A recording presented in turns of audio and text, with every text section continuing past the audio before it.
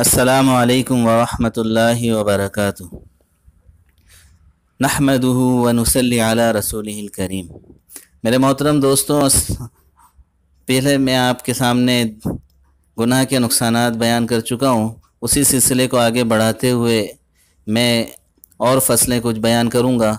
तवज्जो से सुनें और उस पर अमल करने की कोशिश करें, गुनाहों से बचने की कोशिश करें और इसको दूसरों तक भी पहुँचाएँ, क्योंकि ख़त्म नबूवत के सदक़े ये काम हम सब की ज़िम्मेदारी है कि ख़ुद भी हम दीन पर अमल करें और दूसरों को भी दीन पे लाने की कोशिश करें। अगर हम ये करेंगे तो सारी उम्मत गुनाहों से बचेगी, और जब उम्मत गुनाहों से बचेगी तो अल्लाह की तरफ से रहमतें और बरकतें नाजिल होंगी। मैं आगे और फसलें बयान करता हूँ। फसल नंबर 11, गुनाह का एक नुकसान ये है कि गुनाह करने से इरादा तौबा का कमज़ोर हो जाता है, यहाँ तक कि बिल्कुल तौबा की तौफीक नहीं रहती। इसी हालत में मौत आ जाती है। फसल नंबर 12, गुनाह का एक नुकसान ये है कि चंद रोज़ में इस मासियत की बुराई दिल से निकल जाती है।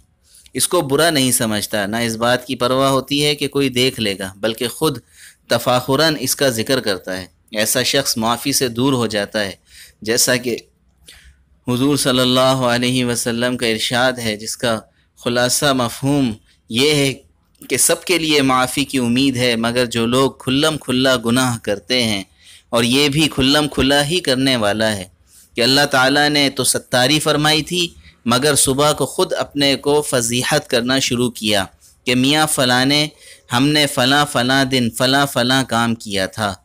ख़ुद अपनी पर्दा दरी की, हालांकि खुदा ताला ने छुपा लिया था। और कभी गुनाह की बुराई कम होते होते कुफ्र तक नौबत पहुँच जाती है। इसी वास्ते बुज़ुर्ग का कौल है कि तुम गुनाहों से डरते हो और मुझे कुफ्र का खौफ है।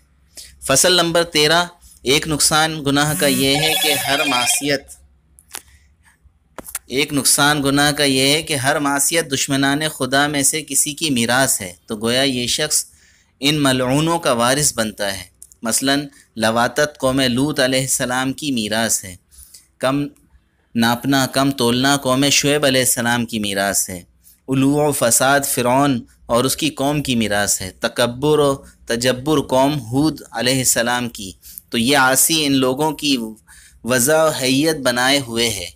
मुस्नद अहमद में अब्दुल्ला बिन उमर रज़ी अल्लाह तआला अन्हु से रिवायत है, इरशाद फरमाया हुज़ूर सल्लल्लाहु अलैहि वसल्लम ने, मन तशब्बह बिकौमिन फहुवा मिनहुम, यानी जिस शख्स किसी कौम की वज़ा बनाए वो उन्हीं में शुमार है।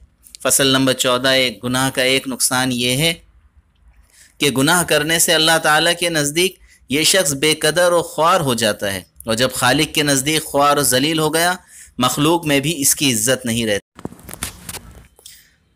फसल नंबर 15, एक नुकसान गुनाह का यह है कि गुनाह की नहुसत जैसे उस शख्स को पहुँचती है, इसी तरह का ज़रर दूसरी मखलूक़ात को भी पहुँचता है।